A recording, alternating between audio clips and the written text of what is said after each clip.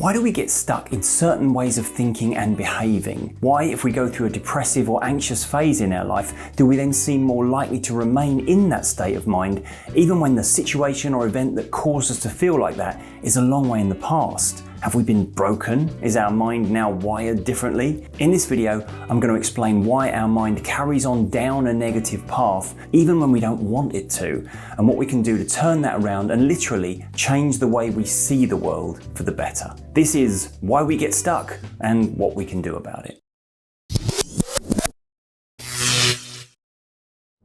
So, welcome back to my channel, or if you're new to my videos then, hi, I'm Tim Box. I'm a mind coach and a remedial hypnotist, and I help people get control of the way they think, feel, and behave. Now, it's no secret that the way we view the world will largely dictate how we react to what's going on in it. Every human being on the planet has their own particular viewpoint and their own cognitive filters in place that pretty much decide what they notice and what they ignore. No two people see the world exactly the same way because no two people have lived identical lives and shared every experience from an identical viewpoint. Our cognitive filters are why two people can witness the same event and notice very different things about that event. Now, it would be impossible for us to be consciously aware of everything that's going on around us from moment to moment. So whenever we walk into a room, our mind needs to decide what we pay attention to and what gets filtered out of our awareness. The part of our brain in charge of that decision is called our Reticular Activating System, or what some people refer to as the RAS. It filters out of your awareness the things that don't apply to you and filters in the things that do. That's why we can be somewhere with lots of people having lots of different conversations, but when someone says something that applies to us, like our name, that seems to jump out of the melee of sound and into our conscious awareness. We notice it and it draws our attention. It isn't that our name was said any louder than anything else or directed at us. Your name just happens to be on the list of things that your brain has been programmed from a very early age to pay attention to. You might have had that experience of buying a new car, and then for the next few days as you're driving around, you get the distinct impression that everyone else has just bought the same car as you, because now you seem to see a lot more of them on the roads. The simple fact is that there aren't any more of that car on the roads, it's just that now you're noticing that particular make and model, because it's your car and it has something to do with you. Your mind is no longer ignoring that particular type of object and is bringing it into your awareness, which is probably a good thing, because you're going to need to find it in the car park when you come out of the supermarket and inevitably forget where you've parked. But what does all this actually mean for our mental health and our emotional well-being? Well, when your mind is deciding what applies to you and what doesn't, it works very much like a social media algorithm. It will show you content similar to the stuff you've previously engaged with.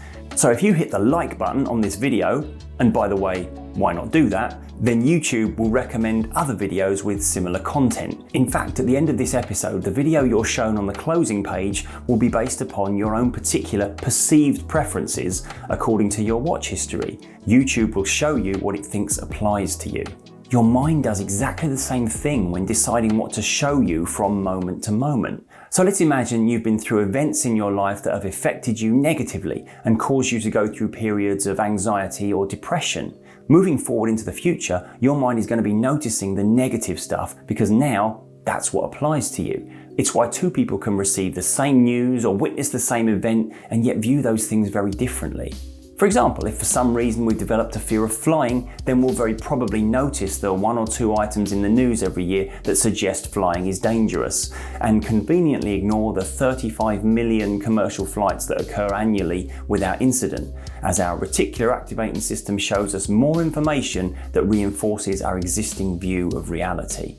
And this is why we get stuck. Our mind is actively maintaining a consistent view of the world based on our own internal social media algorithm. In most cases, this is a good thing because it helps us understand the world and maintain order and structure in our mind. However, in some cases, it can simply have us holding on to our limitations. Our reticular activating system is largely responsible for locking us into a depressive outlook or maintaining our low self-image. It will have us noticing things about the world or about ourselves in such a way that we get a distorted negative viewpoint. So how do we change this? Well, it's actually simpler than you might think. For all the energy our mind puts into maintaining our reality, it's actually really great at learning. Your mind never stops taking in information and your brain never stops rewiring itself based on that information. All we need to do is encourage those filters we were talking about to work differently so that we start to notice the positive, empowering stuff rather than the negative, limiting stuff. And the way we do this is no different than the way we might seek to change the things our social media algorithm is showing us. If we want to see more cute cat videos, and who doesn't, then we go to the YouTube search bar and type in cute cats. And by the same principle, if we want to naturally notice more positive things in the world around us, then we need to start performing an active search for those things. That's right, we need to get consciously involved. The more we deliberately steer our attention to a more positive outlook, the more we will naturally start to notice that type of stuff as our brain begins to get the idea that this is the sort of thing that now applies to us.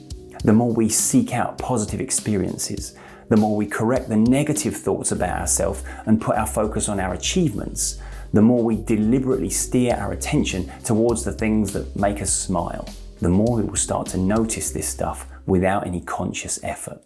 And the great news here is that this reprogramming process doesn't take as long as you might think.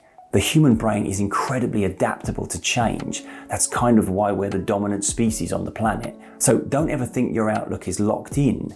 You can change the way you think. We might not be able to change the past and rewrite the things that happened to us that caused us to have our current outlook, but we can decide where we steer our attention today and the kind of outlook we choose to create for ourselves in the future.